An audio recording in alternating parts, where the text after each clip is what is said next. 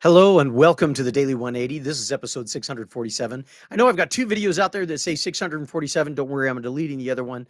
I had some trouble getting the live stream started, but here we are, 647. That's a lot of videos. It's not quite a record, but hey, we're working on it. And as I always say, this is the Daily 180, 180 seconds of motivation and inspiration intended to help you take action and make progress in your life. We're dealing with the second side of the persuasion factor. I talked about that in episode 646, and we were talking about how the persuasion factor sometimes gets in our way and sometimes makes us make bad decisions. And I shouldn't say bad decisions, maybe poor decisions, maybe decisions that were not quite as useful as we would like them to be. But today I want to talk a little bit more about how we can use that same power of perception, the perception factor, as I like to call it, and use it in our favor. And I want to talk about two areas where this comes across really easily. The first one is in the area of reputation. The idea that perception, how we are perceived, is something that we can control. And so, if I want to be perceived, if I want my reputation to be one that I am a kind individual, it's really easy. I just do kind things.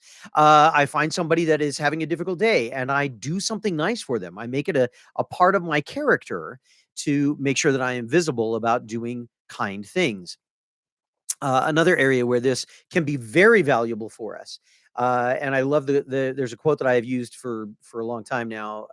One of my dear friends gave me this quote years ago, and I continue to use it. He said, "Your reputation always precedes you." And he says it doesn't matter what environment you are in, your reputation will always precede you. And so if you want a reputation of being in, at that time I was in a performing area, and he said, if you want a reputation of being easy to work with, when someone gives you feedback on something, instead of saying, So I'm not really happy with what you just said, and I think we should talk about it so that you know and understand. he said, instead of that, why don't you just say thank you and take the feedback and figure out a way to fix it.